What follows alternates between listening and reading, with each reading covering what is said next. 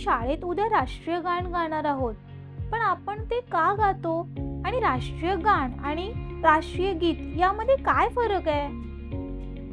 खूप छान प्रश्न आहे. राष्ट्रीय गाण आणि राष्ट्रीय गीत हे भारतासाठी खूप महत्वाचं आहे. मी तुला त्यामागील कथा सांगते. भारताचे राष्ट्रीय गाण म्हणजे जन गण मन, जे प्रसिद्ध कवी रवींद्रनाथ टागोर यांनी लिहिलंय.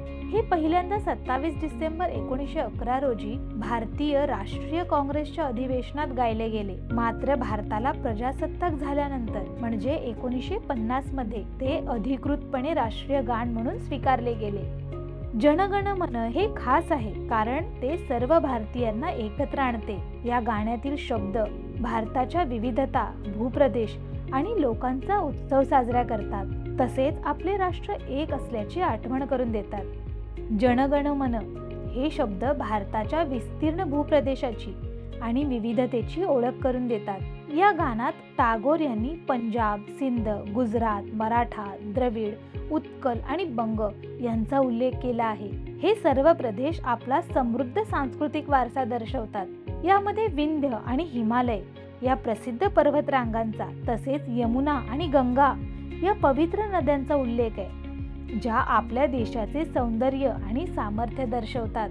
आपले राष्ट्रीय गीत म्हणजे वंदे मातरम, जे बंकिमचंद्र चट्टोपाध्याय यांनी लिहिले.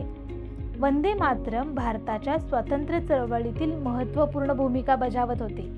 हे गीत मातृभूमीचे गौरव साजरे करते आणि ब्रिटिश राजवटीविरुद्ध एकमेकांना एकत्र आणण्यासाठी प्रेरणा देते. वंदे मातरम बंकिमचंद्र चट्टोपाध्याय यांच्या आनंदमठ या प्रसिद्ध कादंबरीचा भाग होते आणि लवकरच स्वातंत्र्य लढ्यासाठीच्या लढ्यात ते प्रेरणादायक गीत बनले. जरी वंदे मातरम हे राष्ट्रीय गान नसले तरी ते आपल्यासाठी राष्ट्रीय गीत म्हणून महत्त्वाचे स्थान राखते.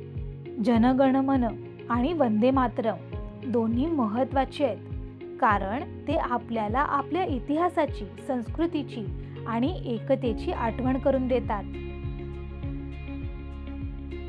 तर जनगण मन हे राष्ट्रीय गाण आहे आणि वंदे मातरम हे राष्ट्रीय गीत आहे. दोन्ही वेगळ्या वेगळ्या कारणांसाठी खूप महत्त्वाचे आहेत. अगदी बरोबर. ते आपल्या इतिहासाचा आणि संस्कृतीचा भाग आहेत आणि आपण भारतीय म्हणून अभिमान बाळगायला हवा. जेव्हा आपण राष्ट्रीय गाण किंवा राष्ट्रीय गीत गातो तेव्हा आपल्या देशाचा अभिमान वाटायला हवा.